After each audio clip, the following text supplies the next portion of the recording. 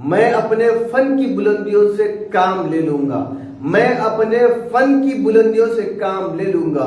मुकाम मत दो मुझे, मुकाम मत दो मुझे, खुद मुकाम पैदा कर लूंगा। हे अस्सलाम वालेकुम and very good morning to all of you. My name is Mohammed Saifuddin and welcome back to my channel.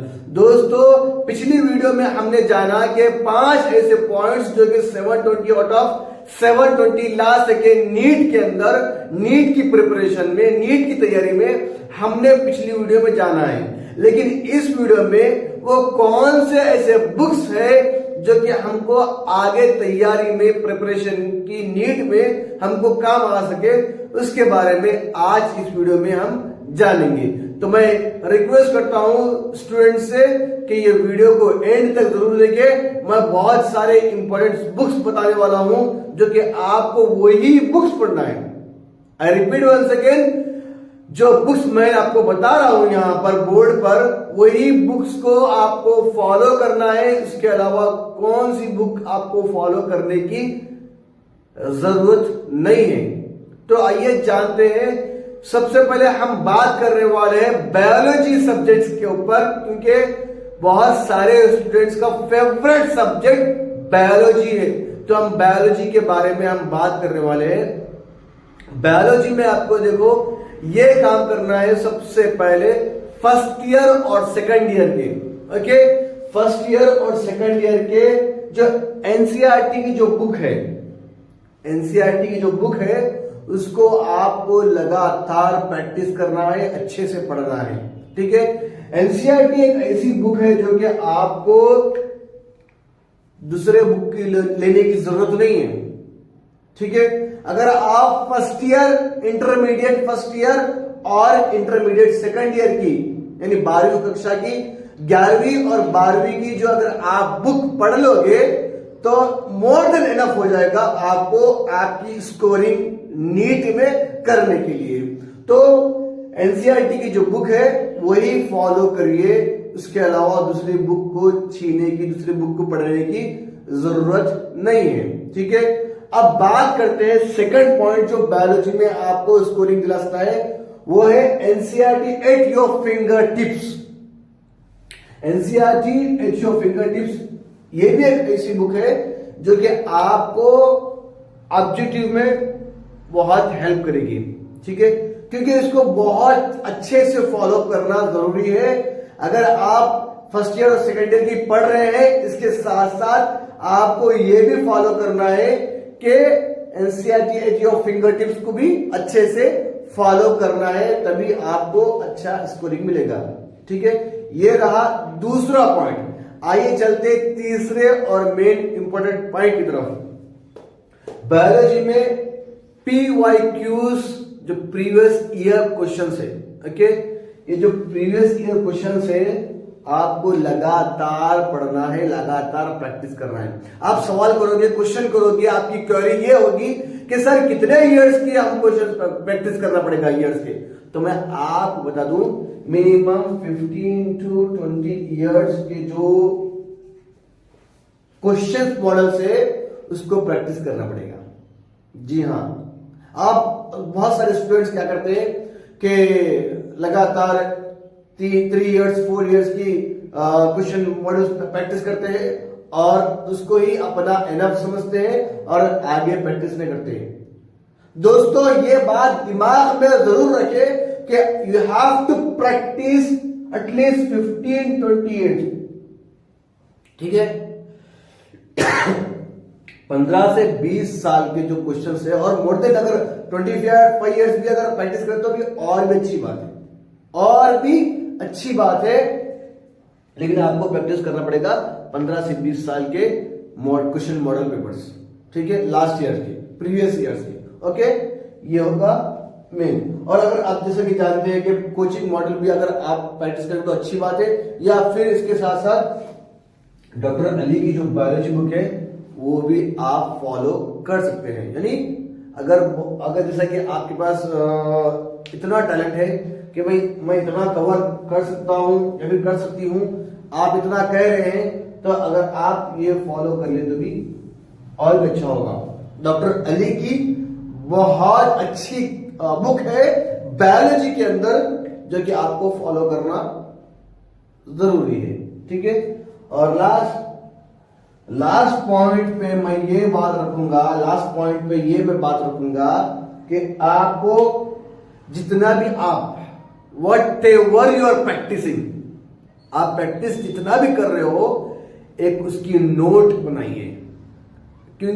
इसलिए कि आपको प्रिपेयर करने में, आपको जो प्रैक्टिस करने में जो मजा आएगा, जो आपको नॉलेज बढ़ेगी, वो बहुत इंपॉर्टेंट आएंगी एग्जाम के करीब में। क्योंकि जब एग्जाम आपके सर पर होंगे, आप बोलेंगे कि यार मैंने ये चैप्टर तो किया है, ये सिलेबस तो मैंने किया है, कवर किया है, लेकिन कहां पर किया है? तो आपको चाहिए कि एक बुक में सेपरेट बायोलॉजी की एक रफ बुक रखिए, जिसमें आपको प्रैक्टिस करना ही होगा। तभी जब आपके एग्जाम सर पर होंगे, आपको रिकॉल करने में, यानी प्रैक्टिस की जो बुक में देखने में, रिकॉल करने में बहुत सारी आसानी होगी। इसलिए इस पर खास तौर पर फोकस करें। ठीक है, मैं उम्मीद करता हूं कि ये बायोलॉजी का जो सब्जेक्ट है, जो सिलेबस है, जो आपको बुक्स मैंने बताया हूं, बहुत इजीली आपको समझ में आया होगा। और even I think you practicing on this books. I think मैं समझता हूं कि आपको ये ऑलरेडी ये बुक में प्रैक्टिस कर रहे होंगे, लेकिन जिसको पता नहीं है, जिसको मालूमात नहीं है, जिसको इसका आइडिया नहीं है, यानी जो अभी भी पास आउट हो रहा है, यानी अभी भी इंटरमीडिएट में आ रहा है, उन जो फर्स्ट ईयर सेकंड ईयर में पढ़ने वाले हैं, उन लोगों के लिए ये बहुत भारी वीडियो हो सकती है। तो लिहाजा क्या है, इस चीज का खास ख्याल करें। आइए देखते हैं, सबसे पहले हम रिपीट कर लेंगे। हमको करना है फर्स्ट ईयर सेकंड ईयर की एनसीईआरटी की बुक फॉलो करना है, और NCERT at your finger tips को भी आपको अच्छे से ऑब्जेक्टिव टाइप मल्टीपल चॉइस में अच्छे से फॉलो करना है। ठीक है, और थर्ड, प्रीवियस ईयर क्वेश्चंस को अच्छे से फॉलो करना है, और प्रैक्टिस करना है। और एक बात जरूर कहना चाहता हूं कि जितना भी आप कौन से सब्जेक्ट नीट के, आप प्रैक्टिस करते रहिए। ठीक है, प्रैक्टिस करते रहिए, प्रैक्टिस करने से आपको अच्छी प्रिपरेशन मिलेगी। और अब नेक्स्ट आप मिलते हैं, नेक्स्ट आप बात करते हैं फिजिक्स के बारे में। ठीक है, या फिर हम बात करते हैं केमिस्ट्री के बारे में। तो अगली जो हम बात करने वाले हैं केमिस्ट्री के बारे में। हाँ जी दोस्तों, अब हम बात करने वाले हैं केमिस्ट्री के बारे में। बायोलॉजी के बारे में हमने बात कर ली है, उसके नोट्स के बारे में, उसके बुक्स के बारे में, और कैसे प्रिपरेशन करें, किस में प्रिपरेशन करें, हमने वो बात कर ली है। अब हम बात करने वाले हैं केमिस्ट्री के बारे में। केमिस्ट्री एक ऐसा सब्जेक्ट है जो कि नॉन सिलेक्टिव स्टूडेंट्स को सिलेक्टिव की तरफ खींच कर लेकर जाता है। I repeat one second, chemistry एक ऐसा सब्जेक्ट है जो कि नॉन सिलेक्टिव स्टूडेंट्स को सिलेक्टिव की तरफ लेकर जाता है। तो आपको केमिस्ट्री में अच्छी स्कोरिंग करना चाहते हो तो ये बुक्स को और ये मेथड को जरूर फॉलो करिए। आपको आपके डिजायर जो स्कोर आप चाह रहे हैं, वो स्कोर आपको मिल के ही रहेगा। तो हम बात करने वाले हैं केमिस्ट्री के बारे में। केमिस्ट्री के बारे में देखिए, इसके अंदर मल्टीपल चॉइस जो रहेंगे उसको आपको अच्छे से फॉलो करना है, और क्लास में जो आपको नोट्स पढ़ाए जाते हैं लेक्चरर फैकल्टी के जरिए, वो नोट्स को अच्छे से आपको बुक में लिखना है और उसको अच्छे से प्रैक्टिस करना है, उसको अच्छे से फोकस में रख के अच्छे से कंसंट्रेशन से इसको प्रैक्टिस करना है। ठीक है, क्लास में जितने भी आप नोट्स, चाहे फर्स्ट ईयर में हो चाहे सेकंड ईयर में हो, क्योंकि जब आपने बाईपीसी का कोर्स लिया है, आपकी प्रिपरेशन, आपकी तैयारी नीट के लिए स्टार्ट हो चुकी है। तो इस बारे में आप खास तौर पर ख्याल रखें कि आपको जो भी मेथड सर समझा रहे हैं या टीचर समझा रहे हैं, तो उसको आप अच्छे से नोट में लिखना बहुत जरूरी है। इतना ही नहीं, आगे भी आप देखेंगे कि जितना जितना आप पढ़ते जाएंगे, आपको वो नोट्स बुक में फॉलो करना है, लिखना है। ठीक है, अब देखिए केमिस्ट्री के अंदर ये तो होगा। केमिस्ट्री के अंदर इसके अंदर भी बहुत पार्ट्स है, जैसे कि ऑर्गेनिक केमिस्ट्री है, फिजिकल केमिस्ट्री है और इनऑर्गेनिक केमिस्ट्री है।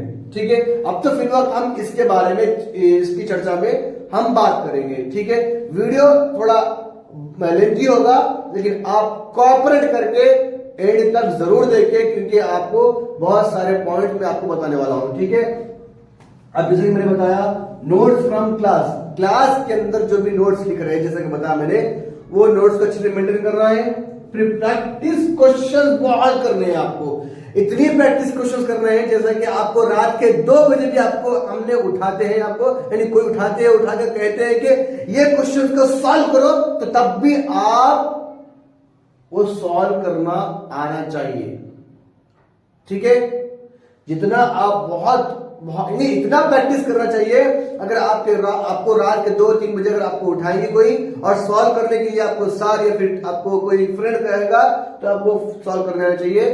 ठीक है, अब प्रैक्टिस क्वेश्चन बहुत करने चाहिए। ठीक है, और इसके साथ साथ NCERT at your finger tips की जो बुक है, NCERT at your finger tips की बुक, जैसे कि मैंने बताया बायोलॉजी में वैसे इसको जैसा पढ़ेंगे, इसको भी ऐसे ही पढ़ना है। ठीक है, अब बात करते हैं जो कि आपके नियर बाई इंस्टीट्यूट्स वगैरह होंगे, आपके जो नीट प्रिपरेशन कराएंगे एकेडमिक, या फिर जो हॉस्टल में पढ़ रहे होंगे, उनके से भी आप लास्ट ईयर के प्रीवियस क्वेश्चन पेपर ले सकते हैं और उस पर प्रैक्टिस कर सकते हैं।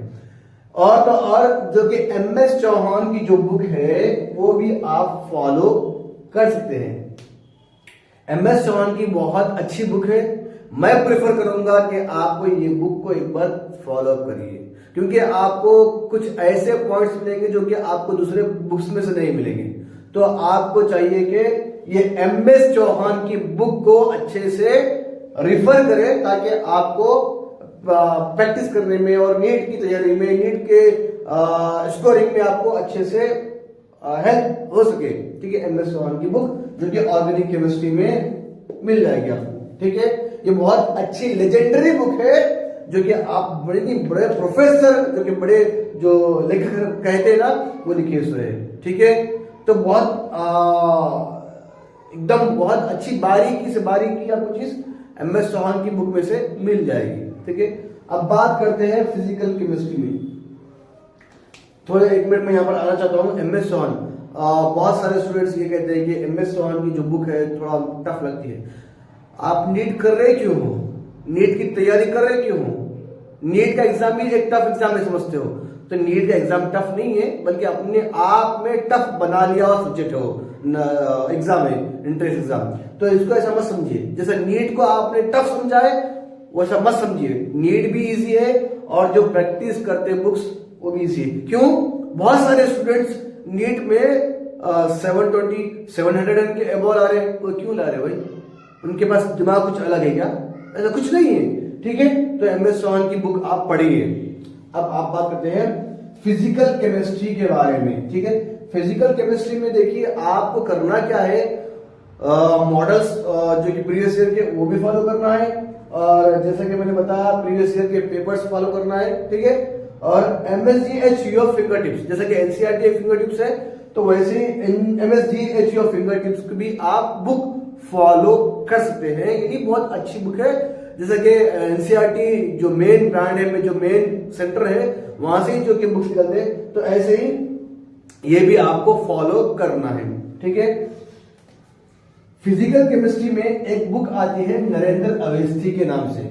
ठीक है, आपने सुनी होगी, या किसी अगर कोई ने नहीं सुना होगा तो ये बुक को ले लें, ये बुक को ले लें। नरेंद्र अवस्थी के नाम से बहुत मशहूर और बहुत लेजेंडरी किताब है।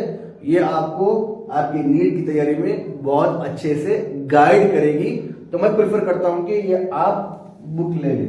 ठीक है, अब बात करते हैं इनऑर्गेनिक केमिस्ट्री के बारे में। मैं उम्मीद करता हूं कि मैं स्टेप बाय स्टेप आपको अच्छे से समझा रहा हूं, तो आपको अच्छे से समझ में आ रहा होगा।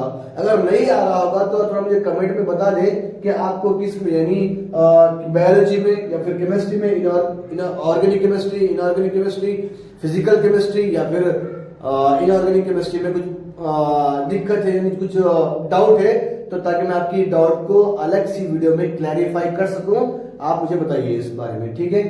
चलिए, जैसा कि इनऑर्गेनिक केमिस्ट्री में देखिए आपको करना क्या है। स्टूडेंट्स बहुत घबराते हैं, ये सोचते हैं कि भाई केमिस्ट्री में बहुत सारा मवाद तो है, बहुत सारे पॉइंट्स तो है, लेकिन उसको जो स्टेप बाय स्टेप फॉलो करना है या फिर उसको तरतीब से फॉलो करना है वो नहीं आता। तो आपको एक रूटीन बनाना चाहिए, ठीक है। जैसा कि मेरे रूटीन के बारे में मेरी पिछली वीडियो है, आप उसको देख सकते हैं, उसको देखकर आप उससे कुछ लाभ उठा सकते हैं, ठीक है। तो एनसीईआरटी की जो बुक्स है उसको फॉलो करना चाहिए इनऑर्गेनिक केमिस्ट्री में, और नोट्स फ्रॉम क्लास। देखिए आपको बहुत केमिस्ट्री में स्पेशली केमिस्ट्री में आपको करना यही है कि जितना भी आपको क्लास में नोट्स मिल रहे हैं, इंपॉर्टेंट नोट्स हो या फिर नॉट इंपॉर्टेंट हो, इंपॉर्टेंट नहीं भी हो या फिर इंपॉर्टेंट भी हो या फिर वेरी इंपॉर्टेंट हो, ये 3 प्रकार के नोट्स लेना है आपको, ठीक है। इंपॉर्टेंट, वेरी इंपॉर्टेंट या फिर नॉट इंपॉर्टेंट, ठीक है। ये आपको करना ही करना है, ठीक है। चाहे इंपॉर्टेंस रहो या फिर मत रहो, आपको मेंटेन नोट्स करनी है, उसके बारे में आपको अलग से लिखना है, ठीक है। हाँ, अब ये तो होगा आपको पूरा, इसका कंक्लूजन आपको मैं एक ही स्टेप में बता दूंगा कि जितना भी आप कर रहे हैं उसका PYQs करना जरूरी है। प्रीवियस ईयर क्वेश्चन बताया हूं मैं इसके अंदर भी, लेकिन आपको ज्यादा से ज्यादा ध्यान ये देना है कि PYQs को नहीं छोड़ना है। प्रीवियस ईयर क्वेश्चंस को 101% फॉलो करना है, 200% फॉलो करना है, वो भी 15 to 20 ईयर्स या फिर 30 ईयर्स। आपका जितना मिलता है, जितना आपको बन पड़ता है वैसा आप फॉलो करिए। तो ये रही केमिस्ट्री की सिलेबस की तैयारी, या फिर केमिस्ट्री की नीट की तैयारी कर लीजिए, या फिर सब्जेक्ट की तैयारी कर लीजिए। आप अगर आपको स्कोरिंग करना है तो ये आप फॉलो करिए, आपको अच्छे से नीट के अंदर मार्क्स आ जाएंगे, ठीक है। अब मिलते हैं हम फिजिक्स के बारे में बात करने के लिए। हाँ जी दोस्तों, अब हम बात करने वाले हैं फिजिक्स के बारे में, ठीक है। अब सारे के सारे स्टूडेंट्स को, यानी बहुत सारे स्टूडेंट्स को डर ये लगता है कि ये सारे नीट के अंदर, नीट एंट्रेंस एग्जाम में या फिर नीट के जो सिलेबस में, नीट के जो एग्जाम में सबसे ज्यादा सब्जेक्ट, टफेस्ट सब्जेक्ट फिजिक्स है। यानी जो फिजिक्स में क्रैक कर लिया, फिजिक्स में अच्छे मार्क्स लाया, गोया कि उन्हें 600 है ना वो पार कर लिया। यानी कोटा जो है, कोटा में बहुत सारे लोग लाते हैं, फिजिक्स में बहुत सारे अच्छे मार्क्स लाते हैं। तो दोस्तों नीट, जैसे कि आप सब जानते हैं, नीट के अंदर फिजिक्स एक महत्वपूर्ण सब्जेक्ट है जो कि आपको स्कोरिंग करना है। और मैं कहूं, अगर आपको सबसे ज्यादा स्कोरिंग करना है तो फिजिक्स में करना है, तभी आपके नीट की जो लेवल है हाई हो सकती है, ठीक है। तब नीट के अंदर हमको जो सब्जेक्ट्स में जो पढ़ना है वो हम बात करने वाले हैं। जैसा कि इसके अंदर 80% लोग एनसीईआरटी बुक को इग्नोर करते हैं, यानी फिजिक्स में स्पेशली 80% स्टूडेंट्स एनसीईआरटी को लगभग इग्नोर करते हैं कि भाई एनसीईआरटी में, यानी फिजिक्स में इसका कोई अमल दखल नहीं है, ज्यादा पढ़ने की जरूरत नहीं है, जो कि मेन बुक से उसको पढ़ लिया जाए, बस काफी होगा। ये गलती मत करिए, ये मिस्टेक मत करिए आप लोग, ये हरगिज ऐसा मत करिए, क्योंकि आपको एनसीईआरटी की बुक चाहे बायोलॉजी में हो, चाहे केमिस्ट्री में हो, या फिर चाहे फिजिक्स में है, आपको फॉलो करना ही है, ठीक है। और इनफैक्ट एनसीईआरटी के जो इंडेक्स क्वेश्चंस है वो भी आपको फॉलो करना है, वो भी आपको फॉलो करना ही है, ठीक है। और दूसरी बात है जो कि सॉल्व क्वेश्चंस भी आपको करना आना पड़ेगा, जो कि सॉल्व क्वेश्चंस है जो कि फिजिक्स के अंदर, उसको इजी मेथड में आपको करना चाहिए, ठीक है। ये फिजिक्स की बात कर रहा हूं मैं, ठीक है। और अब बात करते हैं डीसी पांडे। एक ऐसी बुक है डीसी पांडे जो कि आपको आपकी प्रिपरेशन लेवल से हाई लेवल में लेकर जाने वाली ये ऐसी बुक है।